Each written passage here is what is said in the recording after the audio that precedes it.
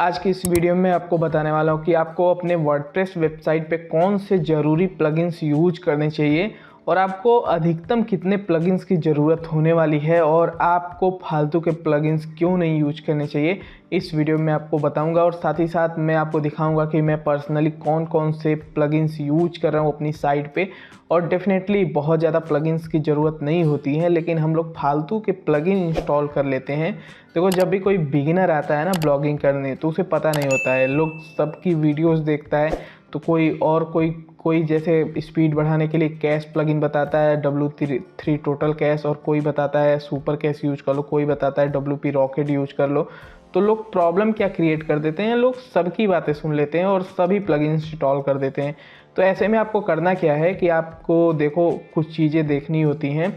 जैसे कि आप कोई ना कैशिंग प्लगइन यूज कर रहे हो कैश के लिए, तो आप केवल एक ही कैश प्लगइन यूज करोगे, ना कि दो, ठीक है। इससे क्या होगा कि कॉन्फ्लिक्ट करेगा। अगर आप दो प्लगइन यूज कर रहे हो कैश से रिलेटेड, तो वो कॉन्फ्लिक्ट हो जाएगा और आपकी वेबसाइट की स्पीड बढ़ने की जगह वो घट जाएगी।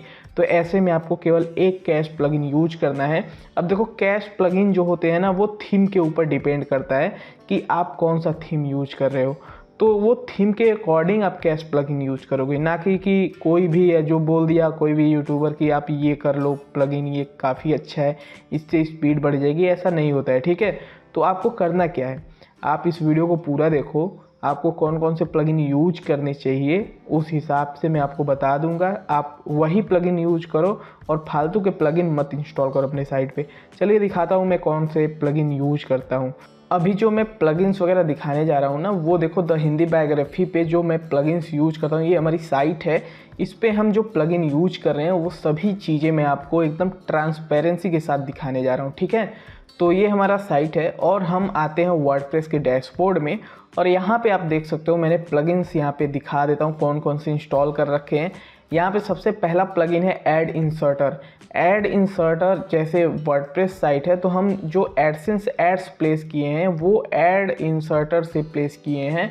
और ऐड इंसर्टर बेस्ट प्लगइन है, चाहे आपको MP एड्स प्लेस करना हो या कोई भी एड्स प्लेस करना हो, ऐड इंसर्टर आपको सभी प्रकार के फीचर दे देता है, ठीक है। तो ऐड इंसर्टर आप यूज कर सकते हो अपनी साइट पे अगर आप गूगल एडसेंस से पैसा कमाते हो, ठीक है। और यहाँ पे दूसरा है हमारा ads.txt मैनेजर। जैसा कि आपको पता है, गूगल एडसेंस जब हमारा अप्रूव हो जाता है तो ads.txt फाइल जो होती है वो हमें अपने वर्डप्रेस साइट पे डालनी होती है। तो उसके लिए मैं ads.txt मैनेजर एक प्लगइन होता है उसे यूज करता हूँ और ये प्लगइन तुरंत हमारा काम कर देता है, ठीक है। तीसरा प्लगइन मैं AMP यूज करता हूँ। अब देखो, AMP क्या है ना, बहुत से लोग सोचते हैं कि AMP हम हर एक वेबसाइट पे यूज कर सकते हैं। डेफिनेटली आप यूज कर सकते हो, बट यहाँ पे कुछ कॉम्पैटिबिलिटी की इशू हो सकती है आपके थीम के साथ। अब देखो, ये जो AMP है ना, मैं किस पे यूज कर रहा हूँ, न्यूज़पेपर थीम के साथ। ये हमारा न्यूज़पेपर थीम है और इसके साथ मैं AMP यूज कर रहा हूँ, ठीक है। तो ये सपोर्ट करता है AMP को। अगर आप कोई ऐसा प्लगइन और इंस्टॉल कर लेते हो जो AMP सपोर्ट ही नहीं करता है, तो उसके साथ वो कॉन्फ्लिक्ट करेगा, तो AMP आपका सही से काम नहीं करेगा, बहुत से एरर आपको आ जाएंगे। और जैसे मान लेते हैं कोई ऐसा आप थीम यूज कर रहे हो जिस पे AMP सपोर्ट नहीं होता है, तो उस पर भी आपको बहुत सारे AMP के एरर आ जाएंगे। तो इसके लिए यहाँ पे आपको AMP यूज करने से पहले ये देखना है कि हमारा जो थीम है वो AMP यूज करता है नहीं करता है, सपोर्ट करता है कि नहीं करता है। अब देखो, जनरेट प्रेस की बात करें तो जनरेट प्रेस में आप AMP यूज कर सकते हो, लेकिन AMP की सेटिंग करना बहुत ज़रूरी है। अगर AMP के सेटिंग्स नहीं पता है कि जनरेट प्रेस में हम कैसे सेटिंग्स करेंगे, AMP यूज कैसे करेंगे, तो डेफिनेटली आपको बहुत सारे एरर मिल जाएंगे।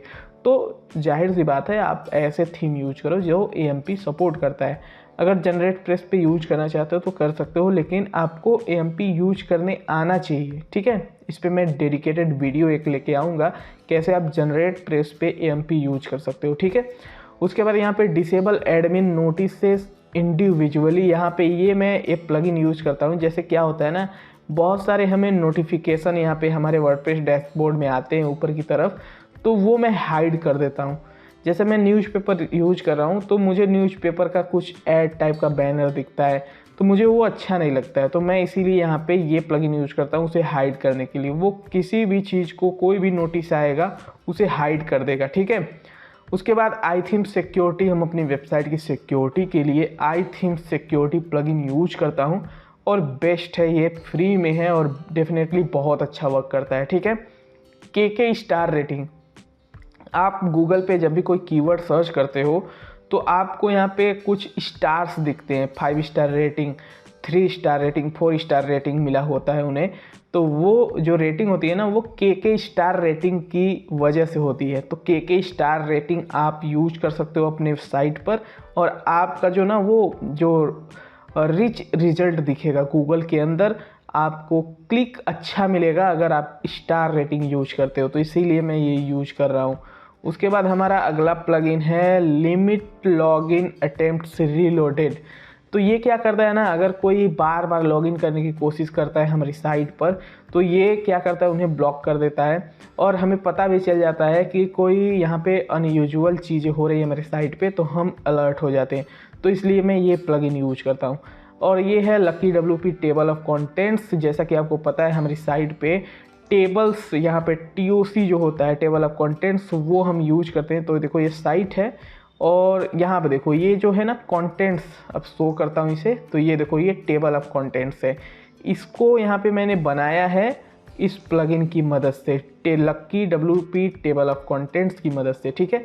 तो ये प्लगइन भी SEO के हिसाब से बेस्ट है। अगला है माउस व्हील स्मूथ स्क्रॉल। जैसा कि आप देख रहे हो यहाँ पे हमारी जो साइट है ना, ये स्क्रॉल करने में एकदम स्मूथली यहाँ पे नीचे आ रहा है, देखो, ठीक है। तो इसके लिए मैंने यहाँ पे ये यूजर एक्सपीरियंस अच्छा करने के लिए मैंने ये प्लगइन यूज किया है। और जी हाँ, मैं AMP यूज कर रहा हूँ, तो मुझे यहाँ पे स्पीड की कोई इशू नहीं है। इसकी वजह से मैं ये सारे प्लगइन यूज कर रहा हूँ।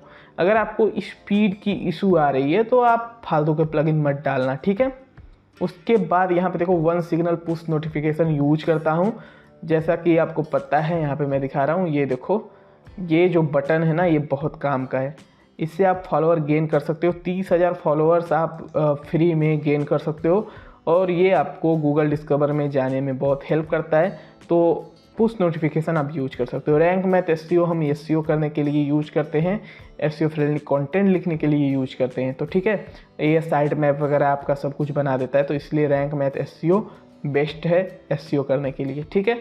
अब देखो इसमें एक प्लगइन है शॉर्ट पिक्सल इमेज ऑप्टिमाइजर, लेकिन ये जो प्लगइन है ना, ये मुझे यूज नहीं करना चाहिए था। जब मैंने ब्लॉगिंग शुरू करी थी, ये जो साइट जो मैंने बनाई थी, तो बेसिकली क्या प्रॉब्लम थी ना कि मैंने इसे ब्लॉगर से वर्डप्रेस पे शिफ्ट किया था और शॉर्ट पिक्सल इमेज ऑप्टिमाइजर बहुत से लोग बता रहे थे कि ये प्लगइन बहुत अच्छा है, इमेज ऑप्टिमाइज कर देगा। तो हमने भी इसे यूज कर लिया और जो इमेजेस थे मुझे नहीं पता थे कि पहले से ही जैसे उसे ऑप्टिमाइज करना होता है। जैसे हम इमेज कैनवा से बनाएं, JPG फाइल में हमारा बना, तो उसे हम कंप्रेस करेंगे, कंप्रेस करने के बाद ऑनलाइन टूल में डालेंगे और उसे WebP में कन्वर्ट कर देंगे, तो ऑटोमेटिकली हमारी इमेज की साइज़ बहुत छोटी हो जाती है। तो इसकी हमें ज़रूरत ही नहीं होती है, लेकिन मैंने बहुत सारी इमेज इसकी वजह से ऑप्टिमाइज करके रखा है। अगर मैं इसे डिलीट करूँगा तो प्रॉब्लम हो जाएगी, तो इसलिए मैं इसे रखता हूँ। लेकिन अगर आप एक ब्लॉग शुरू किए हो तो आप ऑनलाइन पहले ही जो इमेज आप बना रहे हो ना, उसे WebP फॉर्मेट में कर लो। WebP फॉर्मेट करने के बाद उसे कंप्रेस कर लो, ठीक है, उसे और छोटा उसकी साइज़ बना दो, बस आप कर लो। इसकी ज़रूरत आपको नहीं पड़ेगी, ठीक है। टेबल प्रेस की भी आपको कोई ज़रूरत नहीं है, वर्डप्रेस के साथ ये बाय डिफ़ॉल्ट आता है, लेकिन टेबल प्रेस से मैंने बहुत सारे टेबल बना दिए। अगर मैं इसे डिलीट कर दूंगा तो वो टेबल जो है ना वो भी हट जाएगा, तो इसकी वजह से मुझे इसे रखना पड़ता है। और ये टैग डिप क्लाउड लाइब्रेरी, ये जितने भी टैग डिप दिख रहे हैं ना आपको, ये सारे न्यूज़पेपर थीम के हैं, तो इसे आप इग्नोर कर सकते हो, ये न्यूज़पेपर थीम के हैं, ठीक है।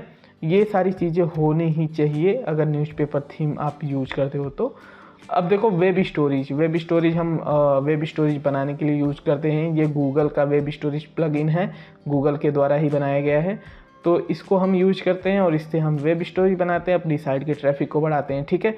WP सुपर कैश, अब देखो जो सुपर कैश मैं क्यों यूज कर रहा हूँ, यहाँ पे मेरे पास देखो WP रॉकेट भी है, लेकिन मैं WP रॉकेट नहीं यूज कर रहा हूँ, WP सुपर कैश यूज कर रहा हूँ। क्यों यूज कर रहा हूँ, क्योंकि WP सुपर कैश हमारा न्यूज़पेपर थीम के साथ बहुत अच्छे से वर्क करता है और ये कंपैटिबल है न्यूज़पेपर थीम के साथ, तो इसलिए मैं ये यूज कर रहा हूँ। अगर मैं जनरेट प्रेस यूज करता तो डेफिनेटली मैं WP रॉकेट यूज करता, क्योंकि जनरेट प्रेस के साथ WP रॉकेट काफ़ी अच्छा वर्क करता है।